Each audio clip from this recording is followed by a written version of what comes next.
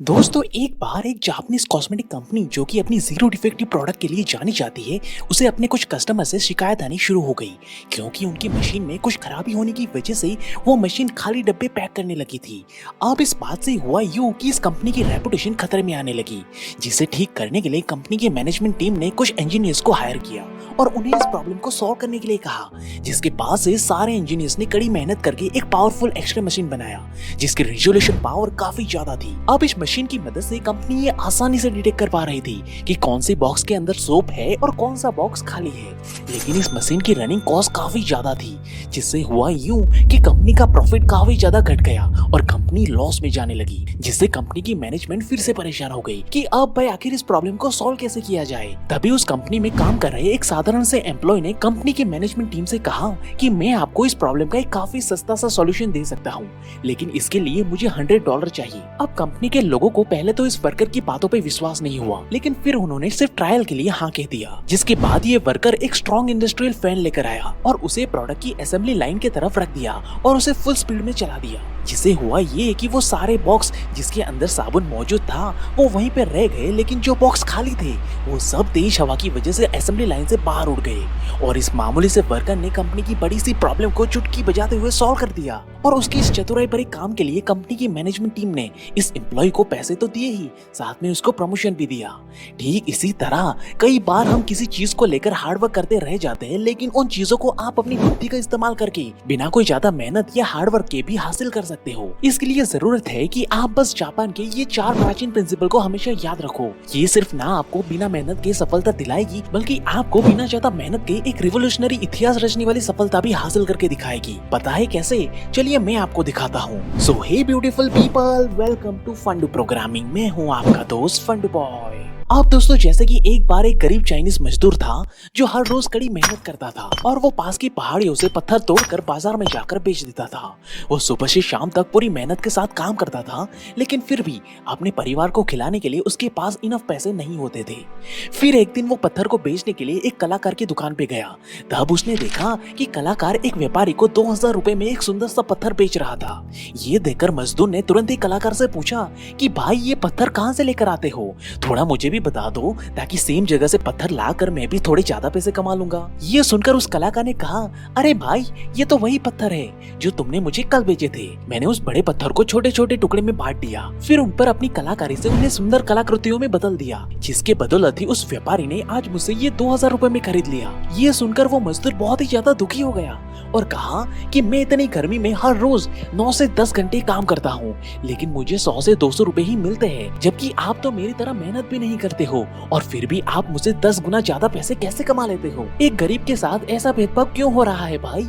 इस पर कलाकार ने बहुत ही सहजता से कहा कि इस दुनिया में किसी भी चीज की प्राइस इस बात पर डिपेंड नहीं करती कि उसे बनाने में कितनी ज्यादा मेहनत की गई है, बल्कि इस दुनिया में किसी भी चीज की प्राइस इस बात पर डिपेंड करती है कि वो चीजें दूसरों के लिए कितनी ज्यादा वैल्यूएबल है। अगर आप पूरे दिन मेहनत करते हो लेकिन आपके मेहनत करने से कोई भी वैल्यू प्रोड्यूस नहीं होती है, तो कोई भी इस दुनिया में आपको पैसे नहीं देने वाला। लेकिन वहीं दूसरी तरफ अगर आप मेहनत भले ही चाहे कम करते हो, लेकिन आप जो प्रोडक्ट प्रोड्यूस करते हो उसकी वैल्यू मार्केट में बहुत ज्यादा है, तो उसके पैसे आपको भरपूर मात्रा में मिलेंगे। सिमिलरली अगर आप भी कम से कम मेहनत करके ज्यादा रिवॉर्ड हासिल करना चाहते हो, तो आपको भी उन चीजों पर ध्यान देना चाहिए जो दुनिया की नजरों में बहुत ज्यादा वैल्यू रखती है। अब एक्चुअली में इस प्रिंसिपल को जापान में इकिगाई कहा जाता है, जो ये कहता है कि लोग आपको अपने एफर्ट के लिए पैसे नहीं देते, बल्कि लोग आपको इस बात के पैसे और रिवॉर्ड देते हैं कि आप उनके लिए कितना वैल्यूएबल रिजल्ट प्रोड्यूस करते हो। इसलिए जापान के लोग उसी काम को अपना प्रोफेशन बनाते हैं जो काम लोगों की लाइफ में मैक्सिमम वैल्यू ऐड करता हो। इसलिए वो अंधाधुंध मेहनत नहीं करते, बल्कि वो सबसे पहले ग्लोबल मार्केट की मोस्ट डिमांडिंग चीजों को बारीकी से एनालाइज करते हैं और उसी चीज के अकॉर्डिंग वो अपना बिजनेस और प्रोफेशन क्रिएट करते हैं और फिर वो उस बिजनेस के रिलेटेड नॉलेज एंड स्किल को एक्वायर करते हैं। यही रीजन है कि जापान आज दुनिया की 3rd लार्जेस्ट इकोनॉमी बन चुका है। वहीं अब अगला प्रिंसिपल है द आर्ट ऑफ मिनिमलिज्म। अब एक बार जापान में बहुत बड़ा अर्थक्वेक अर्थक्वेक आया था, जिसकी वजह से पहाड़ों से बड़े बड़े पत्थर खिसक कर हाईवे पे आ गए थे, जिसकी वजह से पूरा हाईवे जाम हो गया था, जिसे हटाने के लिए जापानीज सरकार ने 2 लोगों को काम पे रखा था। अब ये दोनों मजदूरों ने बिल्कुल भी देरी न करते हुए अपने अपने हथौड़े उठाए और इधर उधर लगातार पत्थर पे वार करने लगे, ताकि वो जल्दी से जल्दी इन बड़ी सी चट्टानों को तोड़कर रास्ते को साफ कर सके। मगर सुबह से शाम होने को आ गई थी, मगर पत्थर टूटने का नाम ही नहीं ले रहे थे। आखिरकार वो थक हार कर घर चले गए और फिर से अगले दिन सुबह से शाम तक दोनों ने खून पसीना एक करते हुए मेहनत की, मगर वो पत्थर था कि टूटने का नाम ही नहीं ले रहा था। आखिरकार अगले दिन एक बूढ़े एक्सपर्ट को बुलवाया गया। अब इस एक्सपर्ट ने फील्ड में आकर ना तो हथौड़ा उठाया, ना ही किसी हथियार को हाथ लगाया, बल्कि उन्होंने अपने हाथ में एक पानी की बोतल ली और बड़ी सी चट्टान पे पानी छिड़कने लगे और बारीकी से चट्टान का निरीक्षण करने लगे। अब इन सब में उन्हें सुबह से शाम हो गई और फिर कुछ देर सोचने के बाद उन्होंने चट्टान की एक खास जगह पे अपने छेनी और हथौड़े से बस 3 बार प्रहार किया और चट्टान एक ही झटके में 2 टुकड़ों में टूट गई और कुछ ही समय में रास्तों को खुलवा दिया गया। लेकिन आखिरकार ये चमत्कार हुआ कैसे? तो इस प्रिंसिपल को जापानीज लोग कहते हैं मिनिमलिज्म और मिनिमलिस्टिक अप्रोच एट वर्क, जिसका सिंपल सा मतलब ये होता है कि कम समय में कम से कम रिसोर्सेज का इस्तेमाल करके कम से कम एफर्ट डालकर मैक्सिमम रिजल्ट को अचीव करना। जैसे कि यहाँ पे ये एक्सपर्ट बूढ़े इंसान ने किया, जिसने फील्ड में आके ना तो हथौड़ा उठाया और ना ही कोई बेफालतू का हार्डवर्क किया, बल्कि उसने तो बड़े ही आराम से चट्टानों का बारीकी से निरीक्षण किया और उसे तोड़ने का ऐसा रास्ता ढूंढ के निकाला जहाँ पे वार करने पर इस बड़ी सी चट्टान को बिना कोई हार्डवर्क के बड़ी ही सरलता से तोड़ सके।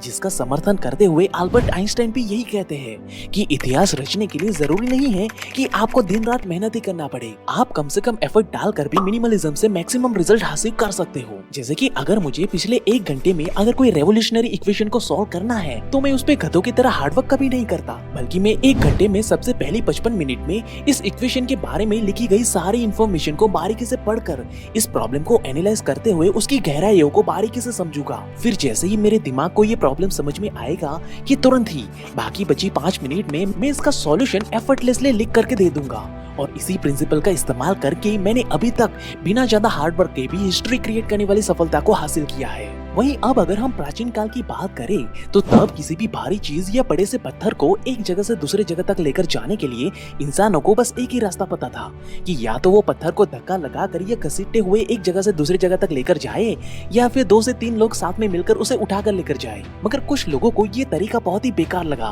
क्योंकि इस तरीके से वो अपने से ज्यादा बड़ी चीजों को कभी एक जगह से दूसरी जगह तक लेकर जा ही नहीं सकते थे। ऊपर से इसमें मेहनत भी बहुत ज्यादा थी और रिजल्ट बहुत ही कम मिलता था। इसलिए ऐसे कुछ फ्रस्ट्रेटेड लोगों ने साथ मिलकर पत्थर को राउंड शेप में काटकर उनके पहिए बनाकर एक कार्ट बना दी, जिसके इस्तेमाल से वो अब सारी भारी भरकम चीजें बिना कोई ज्यादा मेहनत के अब एक जगह से दूसरी जगह तक आराम से लेकर जाने लगे, जो कि है स्मार्ट वर्क का एक क्लासिक एग्जांपल, जहां से बिना कोई ज्यादा मेहनत के इतिहास रचने वाली सफलता हासिल करने की शुरुआत हो गई थी। लेकिन उस टाइम पे भी कुछ क्लोज माइंडसेट वाले लोग जरूर थे, जो ऐसे स्मार्ट वर्क करने वाले लोगों को यही बोल रहे थे कि भाई सफलता तो हार्ड वर्क करने से ही मिलती है, इसलिए लगातार मेहनत करते जाओ और फल की चिंता मत करो। मगर आज हम सबको पता है कि जैसे जैसे समय बदला कि इसे स्मार्ट वर्क की मदद से पैदा हुआ सॉल्यूशन ने हमारे पूरे मानव इतिहास में एक क्रांतिकारी बदलाव लाकर रख दिया है। तो इस प्रिंसिपल को जापान में कहते हैं दात्सुजोकु, यानी कि एस्केप फ्रॉम द ऑर्डिनरी, जो ये कहता है कि अगर आपके बहुत ज्यादा मेहनत करने के बाद भी अगर आपको बस छोटी सी सफलता मिलती है तो इसका सीधा सा मतलब ये है कि अब आपको अपनी कार्य प्रणाली को बदलने की जरूरत है। अब ये प्रिंसिपल इतना ज्यादा कारगर साबित हुआ कि ये सिर्फ जापान ही नहीं बल्कि हमारे इंडिया में भी इस प्रिंसिपल का इस्तेमाल होता है, जिसका इस्तेमाल करके आप एक इतिहास रचने वाली सफलता को हासिल कर सकते हो। जैसे कि काइवेलिया वोहरा और आदित्य पिलिचा, जिनकी उम्र मात्र 19 साल है। ये दोनों दोस्त स्टैनफोर्ड यूनिवर्सिटी में पढ़ा करते थे, लेकिन कोविड के समय में उन्हें इंडिया वापस लौटना पड़ा। और इस बीच में जैसे कि हमें सबको पता है कि कोरोना की वजह से सारे लोगों को ऑनलाइन ही अपनी जरूरत के सामानों को मंगवाना पड़ता था। तब काइवेलिया और अदित ने एक प्रॉब्लम को ऑब्जर्व किया कि नॉर्मली सारे एप्लीकेशन सामान की डिलीवरी करने में on an average 40 to 60 minute का टाइम ले रहे थे, जो कि उन्हें मार्केट में एक सबसे बड़ी प्रॉब्लम लगी। इसलिए अब यहाँ उन्होंने इस पुरानी अप्रोच को तोड़ने का फैसला किया और इस प्रॉब्लम को सॉल्व करने के लिए सोचा। और उन्होंने इस प्रॉब्लम को सॉल्व करने के लिए डार्क स्टोर का इस्तेमाल किया और अपनी कंपनी ज़ेप्टो को लॉन्च कर दिया। अब जिन्हें नहीं पता उन्हें मैं बता दूं कि डार्क स्टोर एक तरह का वेयर हाउस होता है जो बहुत सारे सामान को रखने के लिए इस्तेमाल होता है। और ऐसे ही छोटे छोटे वेयर हाउसेस सिटी के हर एक कोने में सेटअप कर दिए गए, जिससे अब जब भी कोई ऑर्डर प्लेस करता है तो उसके पास वाले वेयर हाउस के पास वो ऑर्डर चला जाता है फिर वेयर हाउस तुरंत ही ऑर्डर की गई चीजों को पैक करता है और डिलीवरी बॉय के हाथों सामान भिजवा देता है और ये सब काम बस 10 मिनट में हो जाता है। यानी कि ऑर्डर किया गया सामान बस 10 मिनट में आपके घर पहुंच जाता है। अब हुआ यूं कि ज़ेप्टो के इस 10 मिनट डिलीवरी आइडिया ने ना सिर्फ इंडिया में बल्कि ऑल ओवर द वर्ल्ड में एक रेवोल्यूशनरी क्रांति लाकर रख दी है, जिसकी वजह से सिर्फ कुछ ही महीने में इस कंपनी की वैल्यूएशन $900 मिलियन हो गई है। अब ये $900 मिलियन इतनी बड़ी रकम है कि जिसे एक एवरेज इंडियन को कमाने के लिए पता नहीं कितने जन्म लेने पड़ सकते हैं। मगर वही काई विलिया और आदित्य ने ये ऐतिहासिक सफलता सिर्फ अपने माइंड का स्मार्टली इस्तेमाल करके कम से कम मेहनत में मैक्सिमम रिजल्ट हासिल करने वाला एक ऐसा प्रॉब्लम सॉल्विंग सर्विस बना डाला जिसके लिए उनको बस कुछ ही महीने का समय लगा।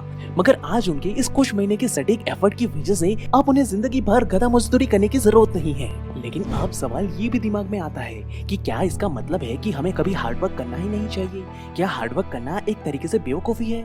तो इसका जवाब है बिल्कुल नहीं। जैसे कि मान लो कि आपसे कहा जाए कि आपको ये कुछ सेट ऑफ 2 नंबर्स दिए जाएंगे जिसमें आपको एडिशन या मल्टीप्लिकेशन जैसे कोई भी रूल का इस्तेमाल करके आंसर 14 लेकर आना है, तो आप कौन सा ऑप्शन चूज करोगे? तो देखा जाए तो आपके पास सीधा सीधा 2 ऑप्शन है। पहला कि आप इस सेट ऑफ 2 नंबर्स को एक के बाद एक एडिशन करते जाओ और आपको आंसर 14 मिल जाएगा, या फिर स्मार्टली अपना माइंड यूज करे और 2 मल्टीप्लाई बाई 7 करके डायरेक्टली आंसर 14 लेकर आओ। इन दोनों ही केस में आपको सही जवाब तो पक्का मिलेगा। मगर यहाँ ऑथर की माने तो ऑप्शन 1 बेवकूफी से भरा हुआ हार्ड वर्क है, जिसके दम पर आप ये छोटा रिजल्ट तो बड़ी ही सरलता से हासिल कर सकते हो, मगर जब बात बड़े लेवल के रिजल्ट की आती है तो ये तरीका इतना कारगर साबित नहीं होगा। जैसे कि अब अगर आपको 1000 सेट ऑफ 2 नंबर दिए जाएंगे तो बेशक आप उसका जवाब तो लेकर आओगे, मगर उसके लिए कितना ज्यादा एफर्ट डालना पड़ेगा वो आपको भी पता है। वहीं अब अगर इस सेट की वैल्यू 1000 से हटाकर 2 करोड़ कर दी गई तो इस मेथड का इस्तेमाल करने वाले लोगों को तो भाई भगवान ही बचाए। जबकि वहीं सेम सॉल्यूशन आप इस सेकंड अप्रोच से बहुत ही सरलता से चुटकी बजाते हुए लेकर आ सकते हो, और इससे फायदा ये भी होगा कि अगर फ्यूचर में नंबर को बढ़ा भी दिया गया तब भी आप इस स्मार्ट मेथड से बड़ी सफलता को सटीकता से हासिल कर लोगे। इसलिए इतिहास रचना चाहते हो तो सिर्फ मेहनत करना बंद करो, क्योंकि सिर्फ मेहनत या हार्डवर्क करने से आप एक लिमिटेड अमाउंट ऑफ सक्सेस ही हासिल कर सकते हो। मगर स्मार्ट वे से, स्मार्ट माइंडसेट से अगर आप अपनी मेहनत को चैनलाइज करते हो तो आप एक इतिहास रचने वाली सफलता को हासिल कर पाओगे। बाकी आप इसके बारे में क्या सोचते हो वो हमें कमेंट करके जरूर बताइए। And at last, thank you for watching guys.